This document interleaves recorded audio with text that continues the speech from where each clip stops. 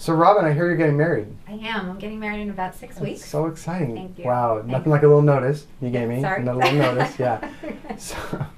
So I understand. So you want to do something kind of to look your best at the wedding, yeah? I do. I do. Yes. All right. And then let's, what I want to do is I want to bring up some pictures of you that we took, and let's look at them together. And we could talk specifically about what we can do now, or we can kind of delve into, other things that might be possible, but maybe not on that shorter time frame. Okay. So. Sounds good.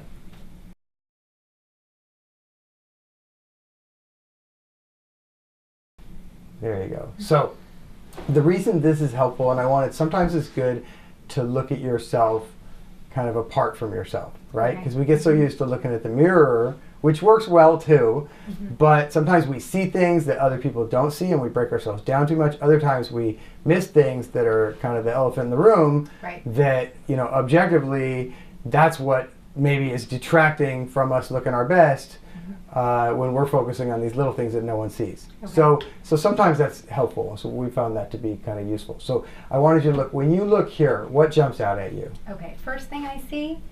And you can even do little circles if you want. Okay. Oh, Okay. That's great. Yeah. Okay, there. Right. There. Match set. Yep, absolutely. I feel like my face has, it's starting to fall. So I think the lower half of my face, my eye goes immediately there when I look in the mirror. Yeah. There's some lines there too. Here, it looks like it's dented in the front here. Yeah. So that, I think, is really outstanding to me. Okay. In a less than positive way. In a less in than a non-positive outstanding. Yes, that's my elephant. There you go. Okay. Yes. And then there's the 11s. Yeah, those are always fun. Okay. Yep. Some lines up here. Okay, gotcha. And when I smile, the crow's feet. Okay.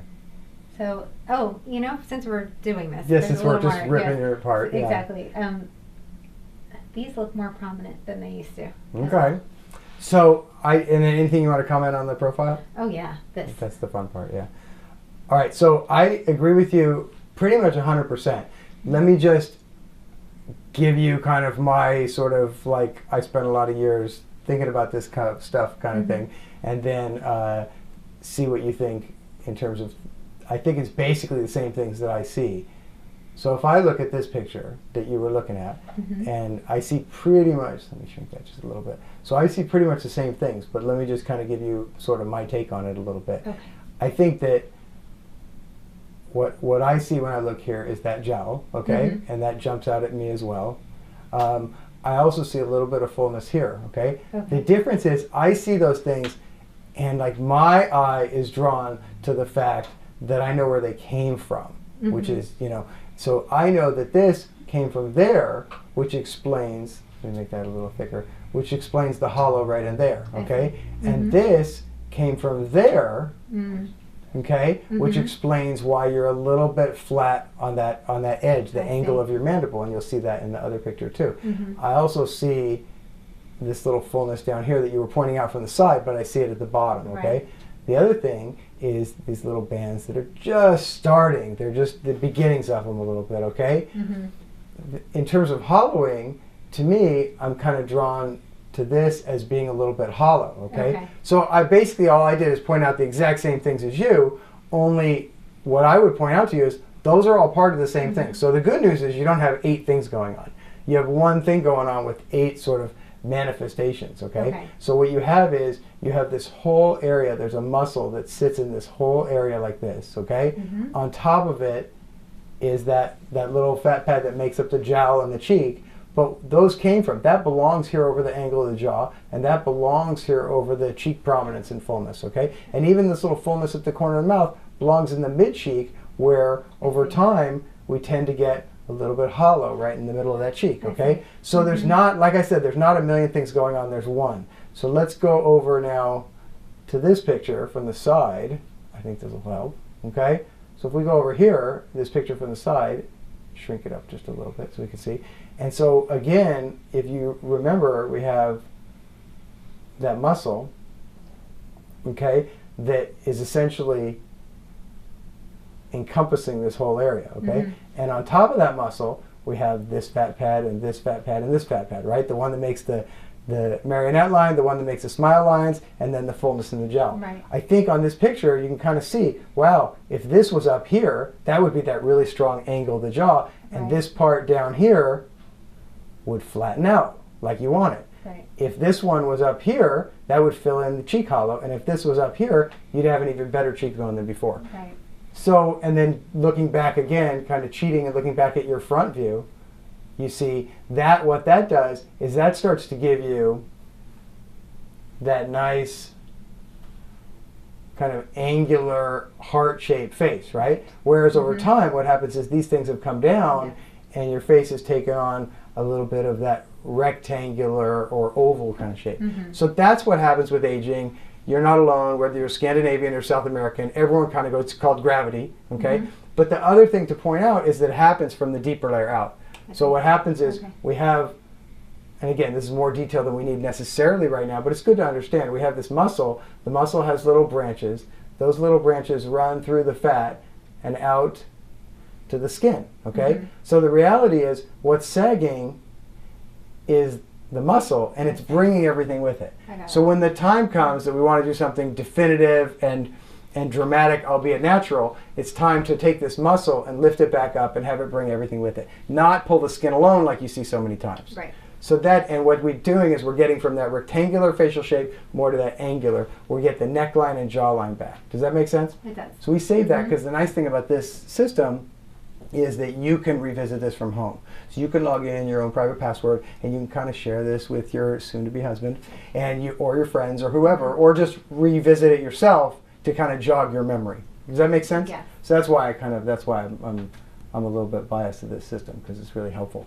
So let's go back and just kind of clear off these pictures so we can kind of take a look anew now that we kind of beat those up, right? Right. Okay? So we look back, and I think in a perfect world we'd agree what we'd like is we'd like to get a nice clean jawline and neckline, right? Yes.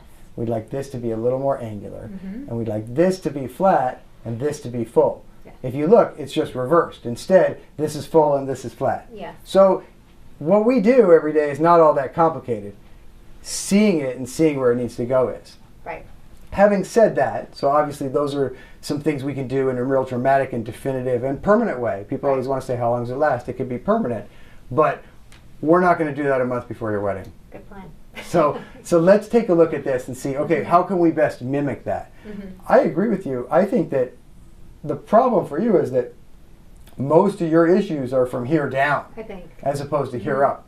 There's also, I didn't mention the little lines, the lip Yeah, lines. the little lip Yes. lines.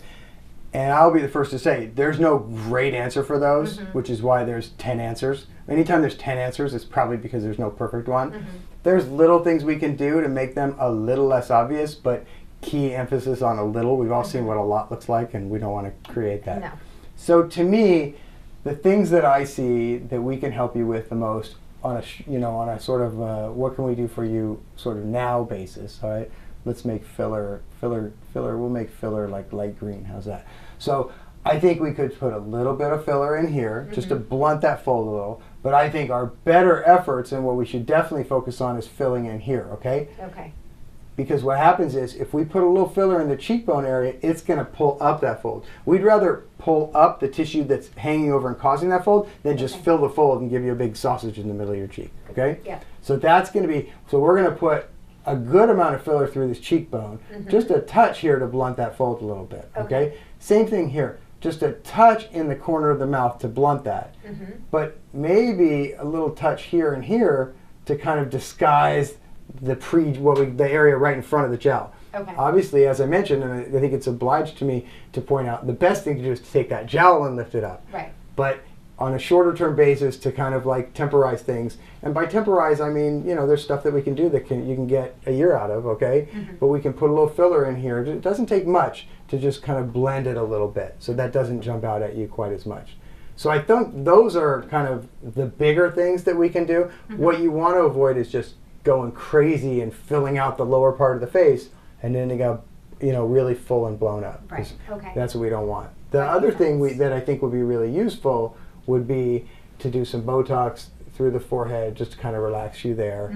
A little bit in the crow's feet, and obviously for the 11s, like was bothering you. So I think those would be. Here, we'll make that a little more obvious. There you go. Make sense? So those are all little areas that a little bit of Botox. Again, a little bit goes a long way. I'd rather put a lot in a lot of places, or I should say a little in a lot of places, than put a whole bunch in one spot. And that's when I think you get things that are disproportionate. Okay. So does that make sense? So that's stuff that's going to make you look a little more vibrant, a little more youthful, a little more energetic and whatnot in the short term, but meaning short term like it's going to work fast. Right. Okay? Like by the time you walk out of here, the filler's there, and within 3-4 days, the Botox is taking effect, and then that effect gets better and better, which is why I wanted to see you at least a month before. Right. Because what Botox does is Botox relaxes muscles. When muscles are relaxed, the wrinkles fade. Right. So it doesn't do any good to put in Botox today. You don't look better tomorrow. Right. You put in Botox today, and then the muscle stops squeezing all the time, and then you look better and better and better and better as the wrinkle fades. Okay. So that's why we wanted at least a little bit of advance notice. Wow. All right? Yeah. Okay. Does that all make sense? It does. It does. Any questions about that? Yes. So putting the filler in here, is this going to pull this up? Is it going to pull this up a little bit? Is that? So the answer is a yes, but. Okay. Yes, but we don't want to overstate that. You definitely. There's two things you do with loose skin. You fill them up or cut it out, right? Well, we're not going to cut it out today. But we also don't want to go crazy filling it up too much because that's not going to look good either. But it gives you, what happens is when you fill that cheekbone and that front cheek area a little bit, it definitely fills out the soft tissue and gives you a little more support and picks up on here, yeah. Okay. But I never want to people think, oh, yeah, well, I'll do filler and it'll be just like a facelift. Right. Okay?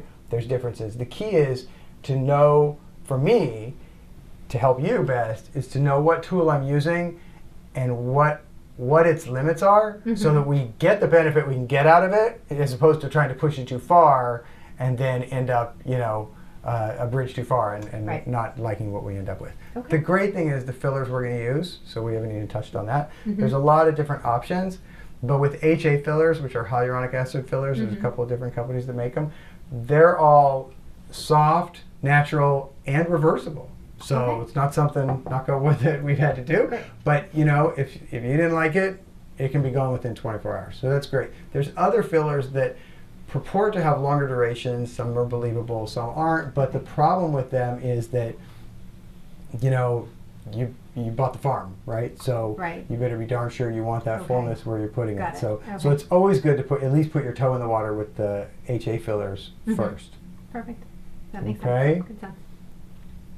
So, any other questions? I think we're good to go, huh? All right, well, let's do this. If you agree with that plan, then let's take that plan into the procedure room and make it happen. Okay, let's do it. All right, let's do it.